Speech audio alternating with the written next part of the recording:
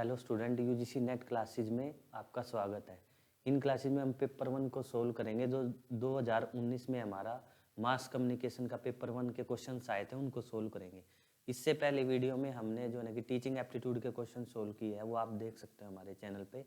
इस वीडियो में हम जो है ना कि हमारे रिसर्च एप्टीट्यूड के और कम्युनिकेशन के क्वेश्चन सोल्व करेंगे। ये पेपर 1 के क्वेश्चन है जो हमारे 2019 में पेपर में आए हैं। तो इसमें जो हमारा 6 नंबर क्वेश्चन है, तो इसमें जो हमारा क्वेश्चन है कि which of the following sequence correctly reflect the scientific investigation. तो इसमें हम साइंटिफिक इन्वेस्टिगेशन जब हम करते हैं तो उसमें हम क्या सीक्वेंस फॉलो करते हैं, तो उस सीक्वेंस को हमें करेक्ट सीक्वेंस में क्रोनोलॉजिकल ऑर्डर में लगाना है।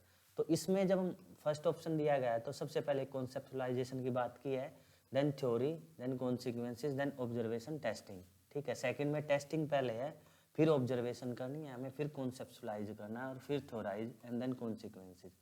थर्ड में हमारा पहले थ्योरी है, उसके बाद consequences and then observation and then conceptualization. ठीक है, फोर्थ जो हमारा ऑप्शन है इसमें सबसे पहले ऑब्जर्वेशन, देन कॉन्सेप्चुलाइजेशन करेंगे, देन थ्योरी और उसके बाद हमारा consequences and then verification of method. ठीक है, तो जब भी हम साइंटिफिक मेथड की या साइंटिफिक इन्वेस्टिगेशन की बात करते हैं तो उसमें सबसे पहले हम क्या करते हैं, किसी भी सिचुएशन को जो है ना कि अंडरस्टैंड करते हैं। और जैसे ही हम सिचुएशन को अंडरस्टैंड की बात करते हैं तो उसमें थ्योरी और टेस्टिंग तो नहीं आएगी, ना ही कॉन्सेप्चुअलाइजेशन आएगा। ठीक है, तो ये तीनों के तीनों ऑप्शन हमारे क्या हो जाएंगे, यहाँ से कैंसिल आउट हो जाएंगे। अगर इस तरीके से नहीं करते तो हम दूसरा तरीका ये अपना सकते हैं कि साइंटिफिक इन्वेस्टिगेशन में लास्ट में हम वेरीफाई करते हैं अपने जो हमने फैक्ट इकट्ठा किया है उनको, अपने जो हमारी थ्योरी है या जो हमारे एग्जिस्टिंग हमारे पास फैक्ट है उनसे वेरीफाई करते हैं। तो वेरिफिकेशन भी अगर किसी में लास्ट में होता तो वो ले लेते। तो इनमें जो फर्स्ट सेकंड थर्ड ऑप्शन में लास्ट में वेरिफिकेशन नहीं है तो हम फोर्थ ऑप्शन में वेरिफिकेशन है। तो इसलिए इसका जो करेक्ट आंसर होगा वो फोर्थ आंसर इसका करेक्ट है, क्योंकि इसमें सबसे पहले हम ऑब्जर्वेशन लेंगे, ऑब्जर्वेशन के हम बाद हम कोई ना कोई कॉन्सेप्ट लगाएंगे उसमें, जो भी हम कॉन्सेप्ट ड्रा करेंगे उसके बाद हम जो हमारे पास एग्जिस्टिंग थ्योरीज होती हैं उन थ्योरी को हम अप्लाई करते हैं। उसके बाद हम कोई ना कोई किसी ना किसी कॉन्सिक्वेंसेज पे पहुंचेंगे, उसके बाद हम जो है ना कि लास्ट में वेरिफिकेशन ऑफ मेथड करते हैं। ठीक है, तो ये साइंटिफिक इन्वेस्टिगेशन की करेक्ट सीक्वेंस है और इसका फोर्थ आंसर है। ठीक है, उसके बाद जो हमारे पास क्वेश्चन है इसमें रिसर्च एप्टीट्यूड से ही, तो क्वेश्चन नंबर 7। तो क्वेश्चन नंबर 7 में क्या है हमारे पास, क्वेश्चन नंबर जो 7 दिया है इसमें हमारा ये भी रिसर्च से क्वेश्चन है। इन ए रिसर्च प्रॉब्लम, जब भी कोई रिसर्च प्रॉब्लम आती है तो studying the effect of teaching method, तो हम इफेक्ट देख रहे हैं टीचिंग मेथड का on the scholastic achievement of boy and girl, कि जो बॉय एंड गर्ल की अलग अलग की जो स्कोलिस्टिक अचीवमेंट है उस पे इन term of there socio economic background which can be the independent variable. तो हमें इस क्वेश्चन में ये बताना है कि हमारा इंडिपेंडेंट वेरिएबल क्या होगा। तो हमने दो तरीके के वेरिएबल पढ़े अपने रिसर्च में, एक तो इंडिपेंडेंट वेरिएबल और सेकंड हमने डिपेंडेंट वेरिएबल। ठीक है, जो हम इंडिपेंडेंट वेरिएबल की बात करते हैं, इंडिपेंडेंट वेरिएबल वो होता है जो खुद मैनिपुलेशन कर सके या अपने तरफ से कुछ चीज जिसमें ऐड हो सके। फॉर एग्जाम्पल जैसे स्मोकिंग से लंग्स कैंसर होता है, तो हमारा जो स्मोकिंग हो गया और लंग्स कैंसर जो हो गया, ठीक है, लंग्स कैंसर, तो स्मोकिंग हमारा क्या होगा, इंडिपेंडेंट वेरिएबल हो गया। ठीक है, और लंग्स कैंसर क्या होता है हमारा, इसमें डिपेंडेंट वेरिएबल। जैसे ही हम एग्जांपल लेते हैं टीचर का और क्लास का, तो किसी क्लास में जो टीचर है, ठीक है, वो इंडिपेंडेंट वेरिएबल है और जो स्टूडेंट होता है वो डिपेंडेंट वेरिएबल होता है। ठीक है, क्योंकि टीचर्स जो भी क्लास में पढ़ाएगा वो मैनिपुलेट भी कर सकता है, कुछ अलग चीज भी पढ़ा सकता है, अपने तरीके की मेथोडोलॉजी भी बदल सकता है, इंस्ट्रक्शनल भी बदल सकता है। ठीक है, तो जो स्टूडेंट होता है वो प्रॉपरली टीचर पे डिपेंडेंट होता है। इसीलिए जो टीचर और स्टूडेंट में हम देखेंगे, टीचर हमारा इंडिपेंडेंट वेरिएबल होता है और स्टूडेंट हमारा डिपेंडेंट वेरिएबल होता है। तो इसी तरीके से जब हम इस क्वेश्चन की बात करेंगे तो इसमें रिसर्च प्रॉब्लम की बात किया है, इफेक्ट ऑफ टीचिंग मेथड। तो हम किसका इफेक्ट देख रहे हैं, टीचिंग मेथड का। ठीक है, जैसे क्लासरूम में टीचर कैसे पढ़ाता है या क्या पढ़ाता है उसका जब हम इफेक्ट देखते हैं, स्टूडेंट ने कितना लर्न किया या नहीं किया, इसी तरीके से हम जो टीचिंग मेथड है इस क्वेश्चन में, तो टीचिंग मेथड क्या हो गए हमारे इंडिपेंडेंट वेरिएबल, और किसकी इफेक्ट देख रहे हैं हम, scholastic achievement of boy and girl, ये हमारे डिपेंडेंट वेरिएबल हो गए। तो इसमें इंडिपेंडेंट वेरिएबल की बात करेंगे तो हमारा इंडिपेंडेंट वेरिएबल क्या आएगा इसमें, हमारा इंडिपेंडेंट वेरिएबल आएगा टीचिंग मेथड्स। तो टीचिंग मेथड इसका करेक्ट आंसर होगा, क्योंकि टीचिंग मेथड का ही इफेक्ट देख रहे हैं हम scholastic achievement of boy and girl in term of their socio economic background. तो जो सोशो इकोनॉमिक बैकग्राउंड है ये इसका इंडिपेंडेंट वेरिएबल नहीं होगा, तो इसका आंसर होगा टीचिंग मेथड। ठीक है, नेक्स्ट जब हम इसमें क्वेश्चन देखते हैं तो नेक्स्ट हमारा क्वेश्चन है इसमें क्वेश्चन नंबर जो 8 है। तो क्वेश्चन नंबर 8 क्या कहता है कि when the student obtained when the result obtained in research study can be extended to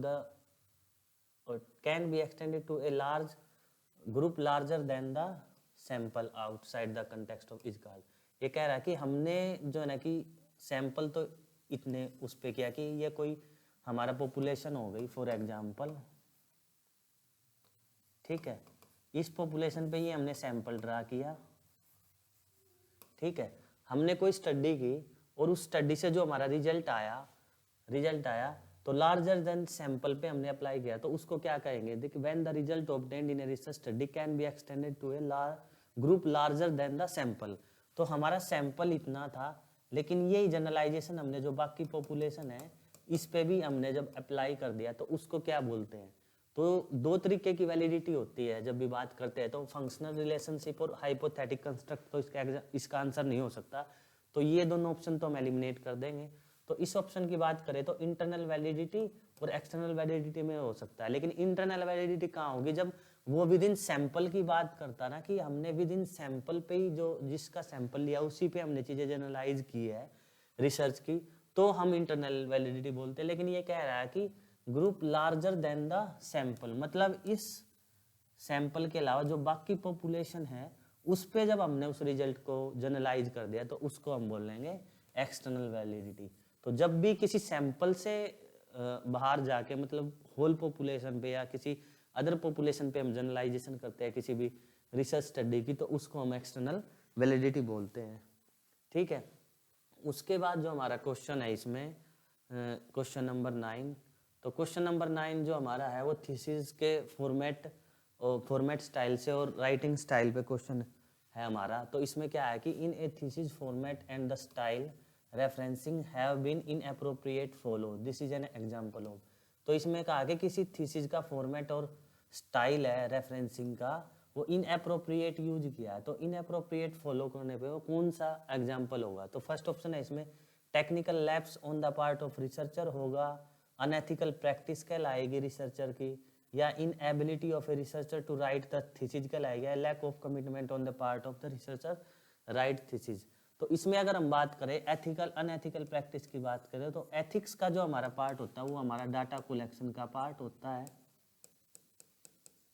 ठीक है, और डाटा एनालिसिस वाला पार्ट होता है हमारा, ठीक है, ठीक है। तो इसमें जब कोई हम डाटा कलेक्ट करते हैं, फॉर एग्जांपल हमने कहीं से डाटा कलेक्ट करना है लेकिन हमने जो एक्चुअल सैंपल जब सर्वे करना था वो किया नहीं, लेकिन खुद से ही हमने डाटा मैनिपुलेशन करके भर दिया, तो वो सारी की सारी जो अनएथिकल प्रैक्टिस आती है डाटा कलेक्शन पे और डाटा एनालिसिस के टाइम पे आती है, ठीक है। दो तरीके की लैब्स होते हैं हमारे जब भी हम रिसर्च करते हैं राइटिंग करते हैं। तो जो हम जैसे टेक्निकल लैब्स होता है जो इसमें रिसर्चर के पार्ट, टेक्निकल लैब्स की जब हम बात करते हैं तो स्किल की बात करते हैं हम कि जो है ना कि रिसर्चर के अंदर स्किल की कमी है, जो रिक्वायर्ड स्किल थी वो नहीं है। तो फॉर एग्जांपल जो इसमें दिया हुआ है कि इनएप्रोप्रिएट जो उसने फॉलो किया है फॉर्मेटल स्टाइल का वो स्किल का ही पार्ट है, कि वो उसको हम ये भी नहीं कह सकते कि भाई उसकी कमिटमेंट नहीं है थीसिस लिखने की, तो ये तो होगा ही नहीं। इनएबिलिटी भी नहीं कह सकते हम उसको, जब उसने डाटा कलेक्ट किया कुछ ना कुछ तो एबिलिटी है ही ना उसमें। तो इसका जो आंसर होगा वो ये होगा technical lapse on the part of the researcher. जब टेक्निकल लैप्स की बात करते हैं तो रिसर्चर की हम स्किल की बात करते हैं, वो स्किल में हमारा जो फॉर्मेट राइटिंग हो गया या कोई टेक्निकल जो और जो हमारी चीज़ें अगली चीज़ होते हैं जो हम यूज करते हैं तो वो नहीं आ पाए तो उसको स्किल के अंदर लेते हैं हम जो रिसर्चर की। और जो फॉर्मेट और स्टाइल की बात है वो इनअप्रोप्रिएट यूज करेंगे, तो ये रेफरेंसिंग वो technical lapse on the part of researcher, तो ये इसका राइट आंसर होगा, ठीक है। नेक्स्ट जो हमारा क्वेश्चन है क्वेश्चन नंबर 10, तो इसमें हमारा ये क्वेश्चन है कि in a university department plan कर रहा है undertake the study wherein the attitude की, वैल्यू की और बाइजनेस की of researcher and student are to be proved with an eye on disclosing their patterns of adjustment, which type of the research method will be considered appropriate in the context. तो जो इसमें ये बात कर रहा है कि कोई भी यूनिवर्सिटी का डिपार्टमेंट है वो प्लानिंग कर रहा है कि स्टडी करेगा एटीट्यूड की, वैल्यू की, बाइज की। तो हम इसकी बात करते हैं, जब एटीट्यूड की वगैरह की बात करते हैं तो ये हमारा कितना किस में आ जाता है, हमारा एटीट्यूड वगैरह ये बिहेवियर स्टडी का पार्ट होता है। और जो बिहेवियर स्टडी हमारी आती है वो एथनोग्राफी में आती है, जिसको हम कल्चरल स्टडी भी बोलते हैं। ठीक है, तो एटीट्यूड की बात आ गई तो इसमें एथनोग्राफी तो पक्का होगा। ठीक है, फिर हम देखते हैं कि इसमें से देखो हिस्टोरिकल नहीं हो सकता, क्योंकि ये एक स्टडी है। अगर हिस्टोरिकल होता तो हम किसी पास्ट जो इंसिडेंट हुआ या जो पास्ट में जो घटनाएं घटी हैं उनकी हम स्टडी करते हैं, तो हिस्टोरिकल नहीं होगा। तो 4th नंबर का तो होगा नहीं, तो जिस ऑप्शन में 4th है वो उसको हम कैंसिल आउट कर देते हैं। तो इसमें क्या है कि ये 4th ऑप्शन इसका नहीं होगा। उसके बाद जब हम बात करेंगे इसमें, जब हम बात करेंगे, नहीं 4th तो होगा एथनोग्राफिक है। जो 5th है, 5th नहीं होगा। 5th किस ऑप्शन में है, 3rd वाले ऑप्शन में, तो 5th तो इसका आंसर नहीं होगा। ठीक है, अगर हम इसकी बात करें तो एथनोग्राफी के बाद क्या होगा, जो एथनोग्राफी की जब हम बात करते हैं तो एथनोग्राफी की स्टडी हमारी कल्चर से रिलेटेड होती है। जैसे इसमें क्वेश्चन में पूछा है एटीट्यूड, वैल्यू एंड बिहेवियर और बाइजनेस की बात करें तो ये एक एथनोग्राफी होगी, तो ये तो हमारा स्ट्रॉन्ग ऑप्शन हो ही गया। तो हमने देखना कि 4th ऑप्शन हमारा किसमें, सिर्फ एक ही में है, तो क्वेश्चन जो ऑप्शन नंबर 4 है। और सेकंड पे क्या हमारा केस स्टडी, तो एक्सपेरिमेंट भी नहीं हो सकता। एक्सपेरिमेंट में तो हमारा कंट्रोल, ऑब्जर्वेशन और मैनिपुलेशंस वगैरह होती है, तो साइंटिफिक स्टडी होती है मोस्टली वही एक्सपेरिमेंटल स्टडी होती है। ठीक है, तो इसमें case study and ethnographic study, descriptive भी नहीं होगा क्योंकि हम इसमें कोई चीज़ डिस्क्राइब नहीं कर रहे हैं, किसी चीज़ का वर्णन नहीं कर रहे हैं। तो हिस्टोरिकल नहीं होगा हमारा, डिस्क्रिप्टिव नहीं होगा, एक्सपेरिमेंटल नहीं होगा। तो हमारा केस स्टडी और एथनोग्राफिक जो स्टडी है वो इसका राइट आंसर होगा। तो इसमें 2nd एंड 4th जो हमारा ये इसका राइट ऑप्शन होगा, ये बाकी के इसके ऑप्शन नहीं होंगे। ठीक है, उसके बाद जो हमारा इसमें क्वेश्चन था, तो नेक्स्ट क्वेश्चन ये था कि हमारा dynamic of a good classroom communication involve. तो इसमें बात की गई कि जो डायनेमिक क्लासरूम का इन्वॉल्वमेंट होता है, जब भी हम क्लासरूम कम्युनिकेशन की बात करते हैं तो उसमें क्या क्या इन्वॉल्व होता है। ठीक है, तो इसमें जैसे एग्जांपल दिया है, indifferences, motivation, being organised, exclusive participation, gendered view. ठीक है, जब हम इसकी बात करेंगे तो इसमें हम वो करेंगे कि जैसे फॉर एग्जांपल इंडिफरेंस तो जो है कि नहीं होगा, तो जिसमें ए ऑप्शन है तो उसको तो हम कैंसिल आउट कर देंगे, तो फर्स्ट ऑप्शन हमारा कैंसिल आउट हो गया। ठीक है, मोटिवेशन को हम काउंट करते हैं। ठीक है, डायनेमिक क्लासरूम कम्युनिकेशन में। ठीक है, ऑर्गेनाइज्ड भी होना चाहिए आपका, कोई जब भी कोई टीचर पढ़ाए तो एक ऑर्गेनाइज्ड उसका कंटेंट हो, इंस्ट्रक्शनल हो उसके, तो ही बच्चे अच्छे से समझ पाएंगे। उसके बाद एक्सक्लूसिविटी की जब हम बात करें, एक्सक्लूसिविटी नहीं होता, तो डी ऑप्शन जिसमें है, तो 2nd नंबर ऑप्शन में डी है, तो ये कैंसिल एलिमिनेट कर देंगे हम इसको। उसके बाद जो पार्टिसिपेशन है, हाँ पार्टिसिपेशन जरूर होना चाहिए। जब स्टूडेंट एंगेज ही नहीं करेंगे तो कई बार क्वेश्चन आता है कि इफेक्टिव टीचिंग के लिए जो है ना कि लर्नर्स का एंगेजमेंट ऑफ द लर्निंग बहुत इंपॉर्टेंट है। तो जब उनका पार्टिसिपेशन ही नहीं होगा तो कैसे जो है ना कि स्टूडेंट कोई ना कोई लर्न कर पाएगा। तो इसमें मोटिवेशन, ऑर्गेनाइज्ड और पार्टिसिपेशन। ठीक है, तो B, C and E option होगा, और बी, सी एंड ऑप्शन इसमें ऑप्शन नंबर 3 है। तो ये हमारा राइट आंसर होगा। तो क्लासरूम कम्युनिकेशन में जब भी डायनेमिक क्लासरूम कम्युनिकेशन की बात करेंगे तो मोटिवेशन, वो ऑर्गेनाइज होना चाहिए, और पार्टिसिपेशन। तो हम जब भी इसकी बात करते हो हमने जो मोस्ट सुटेबल आंसर होते हैं वही इसमें से हमें सेलेक्ट करने होते हैं। ठीक है, उसके बाद जो नेक्स्ट क्वेश्चन है हमारा क्वेश्चन नंबर 12। तो क्वेश्चन नंबर जब हम 12 की बात करेंगे तो इंस्ट्रक्शनल कम्युनिकेशंस में है। ठीक है, जब इंस्ट्रक्शनल कम्युनिकेशन की जब हम बात करते हैं, इंस्ट्रक्शनल कम्युनिकेशन हमारा होता है जो टीचिंग में हम टीचिंग के दौरान जो कम्युनिकेशन यूज होता है या इंटरेक्शन के दौरान। ठीक है, तो इसने पूछा है कि instructional communication in the distance education. ठीक है, तो डिस्टेंस एजुकेशन में इंस्ट्रक्शन कम्युनिकेशन की बात है तो कौन सा मोड होता है, वो अनस्ट्रक्चर्ड होता है। ठीक है, इनफॉर्मल होता है। ठीक है, सेल्फ रेगुलेटरी है, स्ट्रक्चर्ड है। तो 3 तरीके के एजुकेशन सिस्टम होते हैं। एक तो होता है आपका फॉर्मल, ठीक है, सेकंड होता है हमारा जो है ना कि इनफॉर्मल, और थर्ड होता है हमारा नॉन फॉर्मल। ठीक है। तो जो फॉर्मल एजुकेशन सिस्टम की बात करते हैं, फॉर्मल तो हमारा क्लासरूम वाला होता है, जो हम स्कूल में जो क्लासेस लगती है, ठीक है। इनफॉर्मल में जो हम फैमिली से मतलब होम से जो जितनी बातें सीखते हैं हम अपने बचपन से लेके घर में, ठीक है। और नॉन फॉर्मल एजुकेशन सिस्टम हमारा डिस्टेंस एजुकेशन सिस्टम होता है, ठीक है। तो जब हम डिस्टेंस एजुकेशन की बात करते हैं तो नॉन फॉर्मल, तो हमारा इनफॉर्मल तो इसमें हो नहीं सकता, ठीक है। और डिस्टेंस एजुकेशन अनस्ट्रक्चर्ड भी नहीं होता, ठीक है। तो अगर हम इसकी बात करें तो सेल्फ रेगुलेटरी एक हद से मान सकते हैं कि सेकंड और फोर्थ में से क्या होगा, लेकिन ये स्ट्रक्चर्ड होता है और इंटरेक्टिव होता है। तो जो डिस्टेंस एजुकेशन की इंस्ट्रक्शनल कम्युनिकेशन की बात करते हैं, तो इंस्ट्रक्शनल कम्युनिकेशन में टीचिंग का जो इंटरेक्टिव पोर्शन होता है उसको हम डिस्कस करते हैं। और तो इसका जो राइट ऑफ आंसर होगा वो होगा स्ट्रक्चर्ड कम्युनिकेशन है ये, और एक इंटरेक्टिव कम्युनिकेशन है, ठीक है। तो ये इसका ऑप्शन नंबर 4 इसका राइट आंसर होगा इस क्वेश्चन का। अब जो नेक्स्ट क्वेश्चन है हमारा टीचिंग कम्युनिकेशन से ही, तो नेक्स्ट क्वेश्चन क्या है कि a teacher tells his student when you learn this you will be able to carry out your project, what does this communication suggest, ठीक है।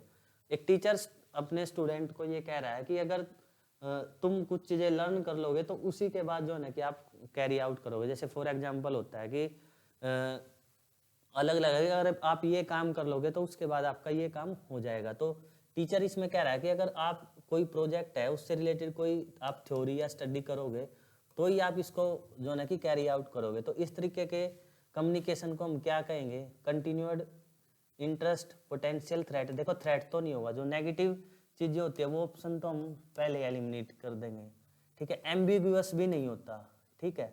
ये होगा पॉजिटिव रेनफोर्समेंट, कि कोई टीचर पॉजिटिव रेनफोर्समेंट की बात कर रहा है कि मतलब एक सकारात्मक अप्रोच है टीचर की स्टूडेंट के प्रति। वो कह रहा है कि जब तक आप ये लर्न नहीं करोगे उसके बगैर आप जो है ना कि आपका प्रोजेक्ट नहीं कर सकते, ठीक है। तो इसका पॉजिटिव रेनफोर्समेंट आंसर होगा, ठीक।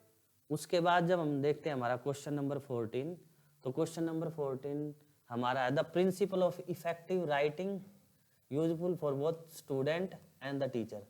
तो इसमें है कि जो आपकी इफेक्टिव राइटिंग क्या होगी स्टूडेंट के लिए भी और टीचर के लिए भी, मतलब क्या प्रिंसिपल है इफेक्टिव राइटिंग का, कि जब भी आप राइटिंग करते हैं तो राइटिंग स्किल्स की बात करते हैं तो उसके लिए इफेक्टिव क्या होगा। तो इसमें ऑप्शन है स्ट्रेस ऑन हाइपरबोला, ठीक है, liberal use of adjective, clarity, conciseness, correctness and use of complex sentence.